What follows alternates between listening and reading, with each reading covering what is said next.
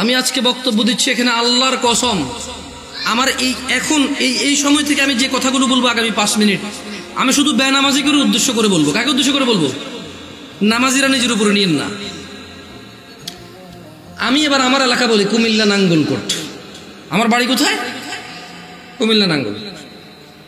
আমার এলাকায় ফজরের নামাজ 4 রাকাত। কয় রাকাত? জোহরের নামাজ 12 রাকাত। কত রাকাত? আসরের নামাজ 8 রাকাত। কত রাকাত? মাগরিব 7 রাকাত। কত রাকাত? একটু আমার সঙ্গে সঙ্গে বলিন, কেমন ভাল লাগে শুনতে। ঈশান নামাজ 15 রাকাত। কত রাকাত? 15 রাকাত। আমি প্রশ্ন করলাম আমার আম্মারে, যে আম্মা ফজরের নামাজ 4 রাকাত কেমনে হইল? তো 2 রাকাত ফরজ। 2 রাকাত সুন্নত, 2 রাকাত ফরজ। কত হইল? আমি কইছি আম্মা ফজরের নামাজ তো ফরজ 2 রাকাত। এই ফরজের আগে 2 রাকাত সুন্নত আছে, কিন্তু এটাকে আলাদা করে বলতে হবে। এটাকে কি করে বলতে হবে? সুন্নাহ। আমি বললাম আম্মা জোহরের নামাজ কেমনে 12 রাকাত? ফজর আমি মেনে নিছি, সুন্নতে মুআক্কাদা 2 রাকাত আছে, ফরজ 2 রাকাত আছে। কত রাকাত হলো? এটাতে কোনো তর্ক করার কিছু নাই। তবে ফরজ কয় রাকাত? কত রাকাত না পড়লে সে লোক কুফরি করেছে? 4 রাকাত না 2 রাকাত? মানে ফজরের নামাজ একজন লোক কত রাকাত না পড়লে কুফরি করেছে? 2 না 4? 2 রাকাত না পড়লে কুফরি করেছে। বুঝেছেন? আসেনি? মানে 4 রাকাত না পড়লে যে কুফরি হবে তা না। আমি কিন্তু আগে বলেছি বেনামাজিদেরকে বলতেছি তোমরা নামাজকে ভয় পাও না। আমি এটা দায়িত্ব নিয়ে বলতেছি, অসুবিধা নেই। হ্যাঁ ইনশাআল্লাহ, ওকে। আমি বললাম আম্মা জোহরের নামাজ কেমনে গো 12 রাকাত? আমার আঞ্চলিকতা। আমার আম্মা সহজ সরল মানুষ, উনি খুব মাশাআল্লাহ নামাজি মানুষ, আল্লাহ ওনাকে কবুল করুক।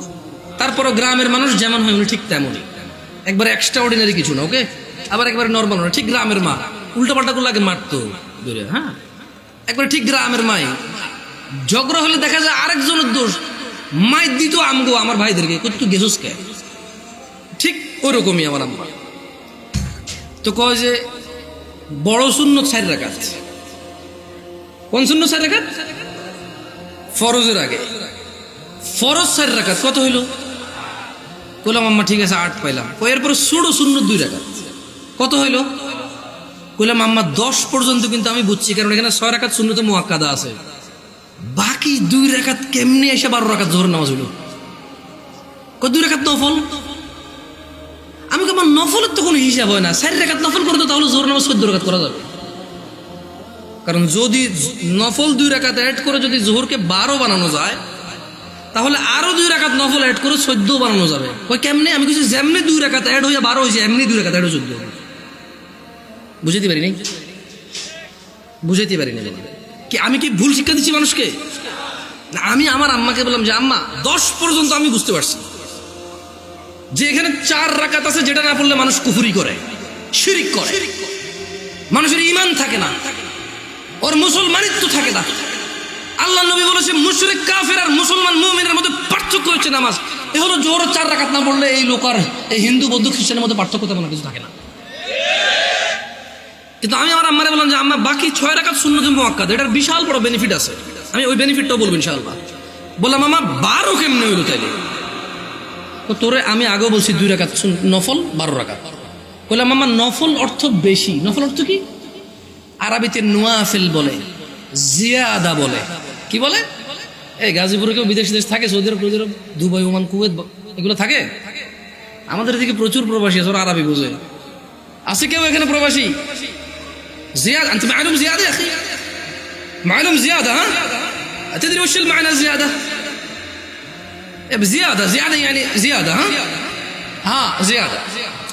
তাহলে আরবিতে নওয়াফিল বা জিয়াদা, নওয়াফিল বা জিয়াদা বলা হয় কাকে? বেশি কি? আচ্ছা, নফলের কি কোনো সময় অথবা রাকাত নির্ধারণ আছে ইসলামে? নাকি যখন খুশি কয় রাকাত? 2 যত খুশি, মাকরু ওয়াক্ত ছাড়া যখন খুশি। Right or wrong?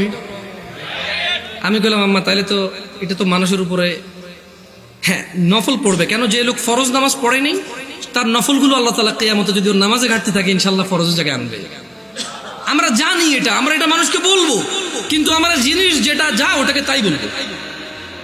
আমরা প্রত্যেকটা জিনিস স্পেসিফিক করব আর প্রত্যেকটা জিনিসের বেনিফিট আমরা বলবো, ঠিক আছে না?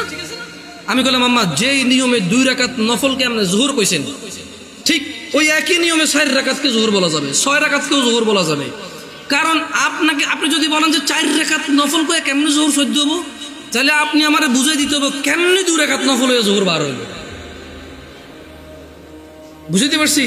আমি তো আম্মা আপনি তো বুঝাইতে পারবেন না, কারণ নফলের তো কোনো মানে ফরজের সাথে অ্যাটাচ করা যাবে না। নফল খাস কিছু না, মানে নফল যেমন ফরজ জোর আমরা দুপুরে পড়ি, আসর আমরা সূর্য হেলান দিলে পড়ি, মাগরিব সূর্য অস্তে পড়ি, রাতে আমরা ঈশা পড়ি, সূর্য উদয় আমরা ফজর পড়ি, সকালবেলা সূর্য উদয়ের আগে। তো নফলের তো কোনো টাইম নাই, যখন খুশি পড়বে মাকরু সময় ছাড়া। আচ্ছা কি আপনারা বিরক্ত হচ্ছেন নাকি? এবারে আসি আমার এলাকার ঈশার নামাজ 15 রাকাত কেমনে। আগে একটু আপনাদের গাজীপুরের 9 রাকাত কেমনে এটাই শুনি।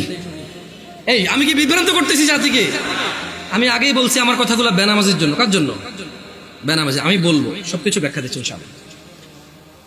গাজীপুরের 9 রাকাত কেমনে কে ব্যাখ্যা দিব? আমি তো জানি না 9 রাকাত। আপনি পারবেন? কোন 9 কেমনে এটা কোন আগে পর আমি 15 কেমনে ওটা করবো। 4 ফরজ, সুন্নতে মুআক্কাদা 2, তাহলে 6 হলো। হ্যাঁ, ভিতরে 3 রাকাত, 9 রাকাত। মাশাআল্লাহ ভালো। জোহরটা 12 কেমনে? ওই নফল 200, ঠিক না?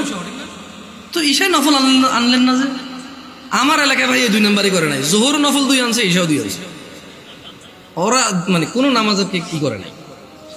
না না না, আমি কি ওদেরকে মজা করতেছি?